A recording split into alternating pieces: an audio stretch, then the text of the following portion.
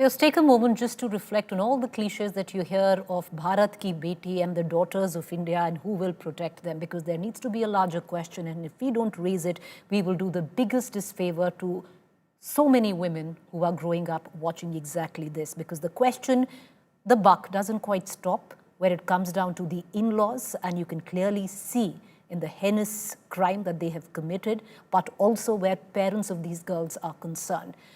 Because in this particular case, the father today might be in grief of losing his daughter, but he was no stranger to the abuse that his own daughter had been going through since 2016. He said that very clearly. When you know your daughter is being beaten up, when you know she's been harassed for dowry, when you know there's a constant demand of money, why in the world would you continue to let her stay with monsters such as this? There is a larger question, there is a time of reckoning, and if this doesn't prove to be the instigator of that, then God alone knows what will. Joining me is Rinalini Deshmukh, senior matrimonial and family lawyer, Lalita Kumara Mangalam, former chairperson, National Commission for Women. Ms. Kumara Mangalam, I'd like to begin with you because, we've done ad nauseum shows of monster in-laws, still dowry deaths happening. A larger question, Ms. Kumara Mangalam, would you not think need to be asked of parents who look the other way till an incident like this happens? Actually, I find fault with the parents more than with, I'm not saying more in this case, but generally, at least equally, they are to blame. First, why do parents give dowry? Dowry is illegal in this country. Why do they continue to buy grooms for their daughters? And then when they find out the daughters are not being treated as they should be, why do they keep asking them to adjust? This is a horrible word. I mean, I hate the word adjust, to compromise, to tolerate, and then say, log kya kahenge, as they say in Hindi. Oh, what will people say? No, no, no, no, you must adjust. You've been married. You now are paraya dhan. All this patriarchal, medieval, horribly anti-women, anti-daughter talk that parents do is also at blame, and largely to blame, where we empower demons like this man today who killed his wife in front of a 5-year-old son. So, I mean, also in this case, I was on another show, they have gone to a Khap Panchayat. Khaps don't have any women members, are notoriously patriarchal, and they're also illegal. Why do you go to a Khap Panchayat? Third, it has come to light that her sister was told to take a video. Instead of dialing 100 and calling for help, you take a video. I'm sorry, I know the parents are grief-stricken. I don't need to add to their grief. But parents of daughters need to take stock of how they treat their own children. When you marry a child, whether it's a son or a daughter, you have to marry them in such a way that their self-respect is taken care of. Marriage is not, I mean, any marriage, any couple has to adjust when they're newly married. But adjust does not mean that the girl has to put up with any form of mistreatment. It may just start with, you can't eat at this time of the day, you have to do this, you do, and then nobody knows where it ends. To feel regretful after your daughter has been killed is way too late. Parents also need to be taken to task.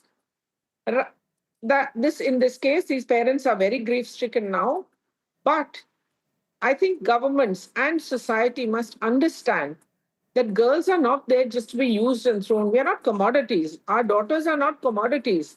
They should have the right to say no. And in this case, the daughters were working, they were earning. Apparently, the husband was jobless.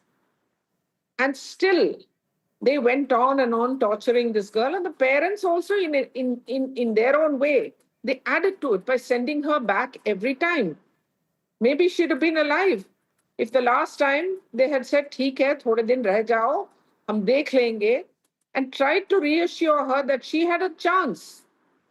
Imagine burning your wife in front of your 5-year-old son. What sort of monster that man must be. And the parents can't have been unaware that the man was such a horrible man. Why did they He's keep sending admitted her it. The back fact there? is, No, you're right, Ms. Kumara Mangalam, because the fact is, I'm really sorry because there'll be a lot of people who'll be watching this broadcast and might question us that we are misdirecting our anger, but clearly not. And I would reckon in this particular situation, the parents have admitted, the father, because the mother hasn't quite said anything, because clearly, the setup is deeply patriarchal. She hasn't come on camera, but the father has come out and said since 2016, this girl was being harassed for dowry. She was being beaten up constantly. And I am very sorry, 9 years. you might be grief-stricken. There might be grief, but the fact is very clear that you have today played, if not equal part, then a larger part in murdering or in the murder of your daughter. And that's the sad reality. I want to bring in Rinalini Deshmukh. Rinalini Deshmukh, the fact also remains that even though dowry is banned, even though there are laws very strict where dowry is concerned, the onus is always on the in-laws. The fact that dowry cases have come up. There used to be, and I still remember many decades ago, and Ms. Kumara Mangalam could add to it, front page news of cylinder bursts of young brides being burnt because the lack of dowry used to be an everyday affair. But we might not call it dowry anymore, but gifts continue to be delivered to the in-laws' doorstep. Everyone looks the other way, including families. I think it's a very horrific situation that we are discussing right now. It's not only about the dowry system.